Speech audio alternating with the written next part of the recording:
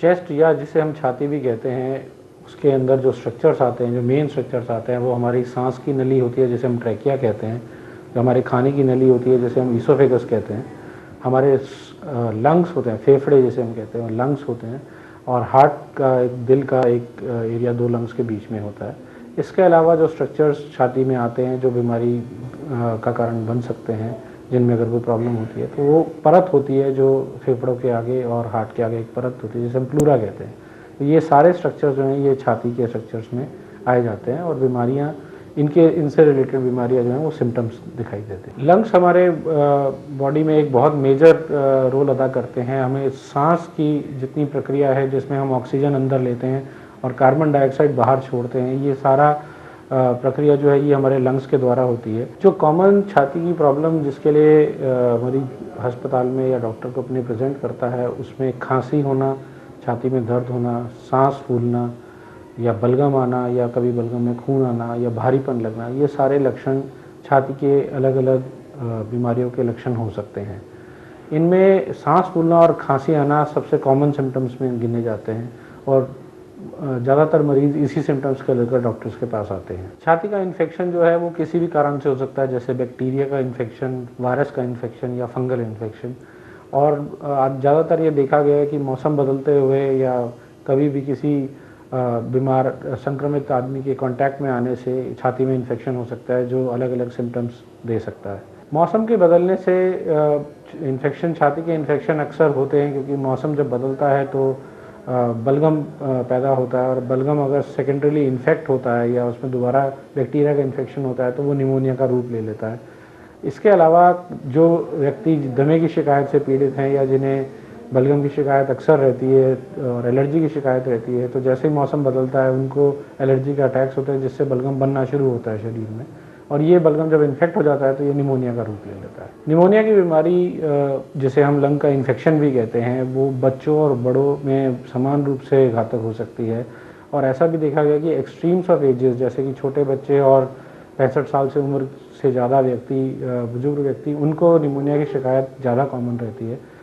Pneumonia के काफ़ी कारण हो सकते हैं, लेकिन बच्चों में और बूढ़ों में जो सबसे मेजर कारण निमोनिया का रहता है वो इन्फेक्शन लंग का होता है। ये इन्फेक्शन जो है ये माइनर इन्फेक्शन से स्टार्ट होकर एक जानलेवा इन्फेक्शन के रूप ले सकता है। इसके जो मुख्य लक्षण हैं वो तेज़ बुखार होना, छाती में दर्द होना, खांसी होना, बलगम आना या कभी बलगम में खून आना, ये सारे लक्षण निमोनिया के हो सकते हैं। बच्चों में खासकर इस निमोनिया का एक बड़ा मेजर महत्व रहता है क्योंकि बच्चों में ये निमोनिया जो है ये बहुत जल्दी ही डेंजरस रूप अख्तियार कर सकता है। इसके लिए जब भी हम देखते हैं कि बच्चे को सांस बहुत तेज़, उसके पसलियाँ चल रही हैं या सांस बहुत तेज़ हो रहा है या उसकी हार्ट रेट या दिल की गति, हार्ट रेट जो स्पीड है वो ज़्यादा हो रही है, या उसके सेंसोरियम जो है या उसका जो उसको बेहोशी छा रही है, ये सारे सिम्टम्स जो हैं ये निमोनिया की वर्सनिंग की तरफ या निमोनिया की प्रोग्रेशन की तरफ इंडिकेट करते हैं। निमोनिया का कोई भी, चाहे वो बच्चा हो या अडल्ट हो, अगर निमोनिया की सस्पिशन है या निमोनिया की शिकायत नज़र आती है तो बहुत ज़रूरी है कि एक तुरंत डॉक्टरी सलाह ली जाए और जो मरीज़ है उसको तुरंत एंटीबायोटिक्स या फीवर की मेडिसिन पर स्टार्ट किया जाए। यहाँ बहुत ज़रूरी ये है कि हमें ये देखना है कि ये जो निमोनिया है ये जल्दी से जल्दी ही कंट्रोल में आए, क्योंकि अगर ये निमोनिया का लंग का इन्फेक्शन अगर ब्लड स्ट्रीम में चला जाता है तो ये सेप्सिस का कारण बन जाता है जिससे सारे ऑर्गन्स पे असर पड़ सकता है, जिसे हम मल्टी ऑर्गन फेलियर भी कहते हैं।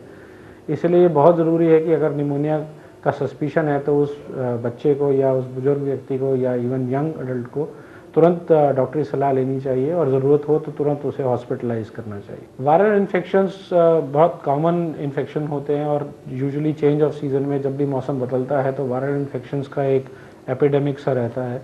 आजकल और पिछले कुछ सालों में स्वाइन फ्लू, इस पर्टिकुलर इन्फ्लुएंजा वायरस का एक बड़ा मेजर वायरस स्ट्रेन आया है जिसके कारण काफ़ी लंग में प्रॉब्लम हो सकती है।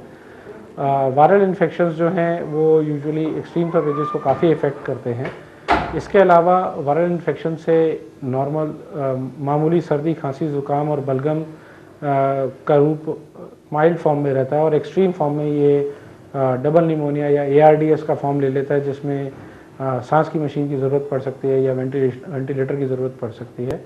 और एक्सट्रीम केसेस में इसमें मोर्टेलिटी भी होती है, डेथ भी हो सकती है। लंग्स के इन्फेक्शन का जैसे ही सस्पिशन होता है, अगर हमें लक्षण लगते हैं जिसमें तेज़ बुखार आना, खांसी होना, छाती में दर्द होना या पसलियों में दर्द होना, अगर ऐसे लक्षण आते हैं तो तुरंत हमें डॉक्टरी सलाह लेनी चाहिए, जिससे समय पे दवाइयाँ इनको दी जा सके, जिनमें बुखार की दवाई या ज़रूरत पड़ने पर एंटीबायोटिक्स या सपोर्टिव मेडिकेशन दी जा सके, जिससे ये इन्फेक्शन लंग में रुक सके।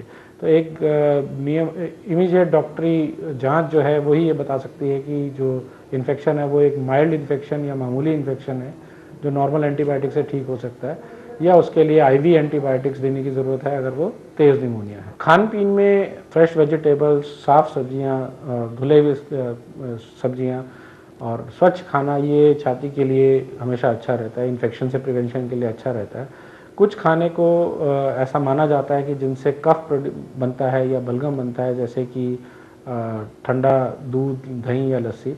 इससे माना जाता है कि कभी कुछ व्यक्तियों में जो ऐसे जिनमें ये जो प्रोन है ऐसे बलगम प्रोड्यूस करने के लिए, उनमें ये खाना जो है ये बलगम प्रोड्यूस कर सकता है और इन्फेक्शन कर सकता है। इसके अलावा जो स्वस्थ खाना है वही एक अच्छे लंग्स के फंक्शन के लिए ज़रूरी है। डॉक्टर साहब ने हमें चेस्ट इन्फेक्शन के बारे में ये जानकारी दी है, हमें इसका ख्याल रखना चाहिए। चेस्ट इन्फेक्शन आगे बढ़कर हमें नुकसान पहुंचा सकता है। ये फंडामेंटल जानकारी के बाद भी हमारे पास आपके लिए कुछ और महत्वपूर्ण जानकारी है। आप जानते हैं वो है हेल्थ टिप्स। आइए देखते हैं आज हेल्थ टिप्स में आपके लिए कौन कौन से टिप्स हैं। धूम्रपान करना लंग्स के स्वास्थ्य के लिए बहुत हानिकारक होता है, जिसमें दमे की शिकायत भी हो सकती है और कैंसर भी हो सकता है। इसके अलावा जो फैक्ट्री और व्हीकल्स का पॉल्यूशन है या उनका जो धुआं है, उससे भी फेफड़ों में काफ़ी नुकसान होता है और आने वाले कुछ सालों से ये बीमारी जो है ये बढ़ती ही जा रही है। ये हेल्थ टिप्स हमारे लिए निहायत ज़रूरी हैं, हमें इनका फ़ायदा लेना चाहिए। हमारी कोशिश यही है कि हम ज़्यादा से ज़्यादा आप तक जानकारी पहुंचाएं, चाहे हमारे पास समय कम रहता है। अब आगे बढ़ते हैं हेल्दी वेल्दी प्रोग्राम में।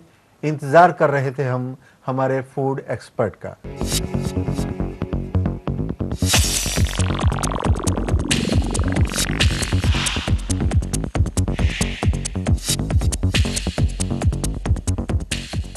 First of all, we have to look into our calorie intake, because अगर हमारा कैलोरी इंटेक सही है तो हमें उससे सही एनर्जी प्राप्त होती रहेगी, जिससे हमें फैटीग नहीं होगा।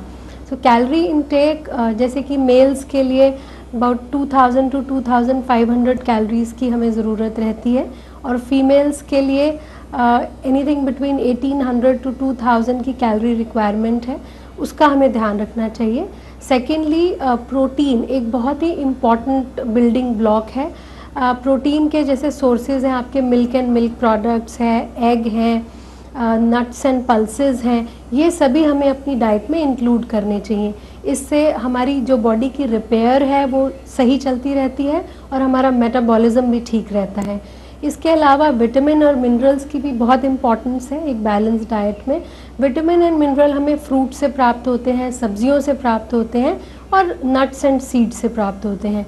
ये तीनों चीज़ें हमारी डाइट में सही मात्रा में होनी चाहिए। जैसे कि फ्रूट की दो से 3 सर्विंग, हमेशा सीजनल फ्रूट खाइए, अनसीजनल फ्रूट्स नहीं खाने चाहिए। और सब्जियां हैं, हरी सब्जियां, पत्तेदार सब्जियां, वो भी हमें इंक्लूड करनी चाहिए। इसके अलावा बादाम है, अखरोट है, सनफ्लावर सीड्स हैं, ये सभी चीज़ें अगर हम थोड़ी थोड़ी मात्रा में अपनी डाइट में इंक्लूड करें तो हमें इस तरह की कोई समस्या नहीं आएगी और हमारा एनर्जी लेवल भी बहुत अच्छा रहेगा।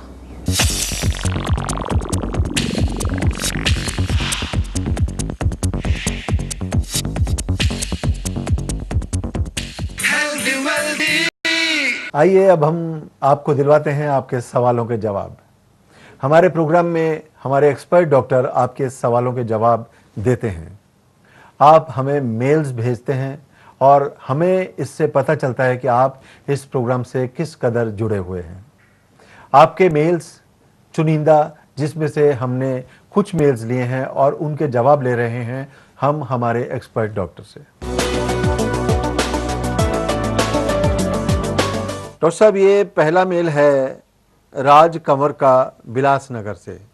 ये लिखते हैं कि मेरी चेस्ट में कुछ सफोकेशन रहती है, घुटन महसूस होती है, इसकी क्या वजह है? चेस्ट में सफोकेशन या घुटन के मुख्यतः 2 या 3 कारण हो सकते हैं जो इनको अपनी जांच कराने से पता चलेगा। अगर तो ये घुटन हार्ट की बीमारी की वजह से है या दिल की बीमारी की वजह से है तो इन्हें अपना ईसीजी और इको कराना होगा और एक कार्डियोलॉजिस्ट को दिखाना होगा, जिससे ये पता चले कि कहीं इन्हें दिल की समस्या तो नहीं है। लंग्स की प्रॉब्लम में अस्थमा या दमे की शिकायत जो है ये चेस्ट सफोकेशन का एक बहुत मेजर कारण हो सकती है। तो ये एक डॉक्टरी जांच और परामर्श के बाद एस्टेब्लिश किया जा सकता है कि चेस्ट सफोकेशन जो है ये किस वजह से है। डॉक्टर साहब, ये दूसरी मेल है विद्यावती की हनुमानगढ़ से। ये लिखती हैं कि मेरी छाती में जलन रहती है और अगर मैं गैस की गोली ले लेती हूं तो वो जलन कम हो जाती है। क्या ये गैस की प्रॉब्लम है या कोई चेस्ट इन्फेक्शन है? कई बार छाती की जलन या गैस की प्रॉब्लम जो है वो एक नॉर्मल मामूली बीमारी ना होकर एक बड़ी बीमारी का लक्षण हो सकती है। जैसे कि हार्ट की प्रॉब्लम्स में भी इनिशियल जिसे हम एंजाइना कहते हैं या खाने के बाद का एंजाइना कहते हैं, उसमें एक प्रेजेंटेशन जो है वो छाती की जलन हो सकती है। तो कोई भी ऐसी छाती की जलन की प्रॉब्लम या छाती में दर्द की प्रॉब्लम जो अभी एक गैस की गोली लेने से कम हो रही है वो किसी बड़ी बीमारी का लक्षण भी हो सकती है। तो इसे बार बार गैस की गोली लेने के बजाय एक प्रॉपर जांच करा के ये इसमें रूल आउट कर लेना चाहिए कि उसका कारण क्या है, और अगर कारण सिर्फ एसिडिटी या खान पान की वजह से ही है तो वो दवाई से ठीक हो सकता है। अदरवाइज एक प्रॉपर जांच बहुत ज़रूरी है इसके लिए। हेल्दी वेल्दी प्रोग्राम में आप और भी सवाल भेज सकते हैं। आप इसी तरह हमारे प्रोग्राम के साथ जुड़े रहिए और हम आपको जानकारी देते रहेंगे। हमारे आने वाले एपिसोड का टॉपिक है चेस्ट टीबी। टीबी के बारे में अगर आप कुछ पूछना चाहते हैं, आपके पास कुछ सवाल है या कोई आप जानकारी चाहते हैं तो आप हमें मेल कर सकते हैं। आप हमारा मेल आईडी नोट कर लीजिए, healthywealthy1@gmail.com। उसने जलती हुई पेशानी पे जो हाथ रखा, रूह तक आ गई तासीर मसीहाई की। अगर किसी जानकार डॉक्टर तक पहुंचा जाए तो कुछ ना कुछ फ़ायदा ज़रूर होता है। अगर आपको कोई तकलीफ़ हो, कोई दर्द हो, कोई बीमारी आप महसूस करें तो अपने फैमिली डॉक्टर के पास, किसी एक्सपर्ट डॉक्टर के पास ही पहुंचिए, तभी आप तंदुरुस्त हो सकते हैं, हेल्दी हो सकते हैं। हमें उम्मीद है कि आप हमारे प्रोग्राम हेल्दी वेल्दी से फ़ायदा उठाएंगे, इसके साथ जुड़े रहेंगे। फिर मुलाकात होगी हमारे इसी प्रोग्राम हेल्दी वेल्दी में एक नई डिजीज़ की जानकारी के साथ। अब आज्ञा दीजिए, नमस्कार। The difference between the impossible and the possible lies in a man's determination. Healthy, wealthy, healthy, wealthy. Healthy guidance, healthy talk, healthy diet, healthy walk. Yoga, fitness, aerobics, viewpoints or healthy tips. और है जो लोग खास share करेंगे health के राज। सब कुछ होगा healthy healthy, healthy wealthy, healthy wealthy.